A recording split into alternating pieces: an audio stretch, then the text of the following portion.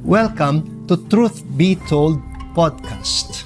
Ang Truth Commission ay nagsisikap na hanapin at ilantad ang katotohanan tungkol sa mga krimeng naganap noong tinatawag na War on Drugs.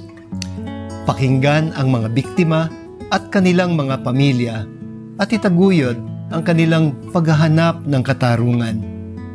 Mahalaga pong malaman ang katotohanan, so those responsible can be held accountable, and so these crimes will never happen again. Samahan po ninyo kami dito sa Truth Be Told Podcast. Pag-usapan po natin ang mga kwento ng katotohanan para mas marinig, mas maunawaan, at hindi makalimutan.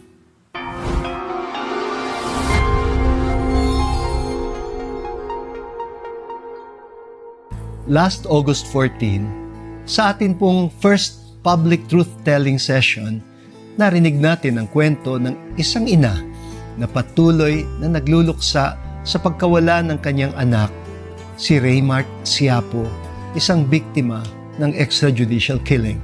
Narinig natin ang kanyang karanasan at nalaman natin ang mga pangyayaring nakapaloob sa kaso ni Raymart. Pero ang isang kwento hindi natatapos sa isang pagkakataon ng pagkukwento.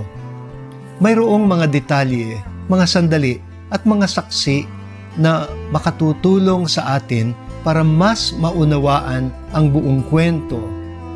So, today on Truth Be Told, makakasama po natin ang taong hindi lamang nakarinig ng kwento ni Raymart, nakita po niya, at sa pamamagitan ng kanyang kamera, naitala po niya.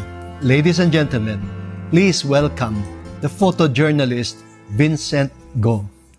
Vincent, welcome to Truth Be Told Podcast at maraming salamat sa pagpapaunlak mo sa aking paanyaya for this first episode ng ating Truth Be Told Podcast. Maraming salamat po sa pag-invite. Yes. Thank you din, Vincent, at siguro simulan na natin kagad sa unang tanong. Ano ang kwento mo bilang isang photojournalist? Well, yung killings po kasi, nag-start to noong 2016, July of 2016. At first, ako po na parang dati pag may bagong upo lang, papatay, tapos magpapasikat lang po, then mawawala na po, titigil na po. Then after a couple of weeks, napansin po namin na hindi talaga tumigil. Ang daming pinapatay. Sobrang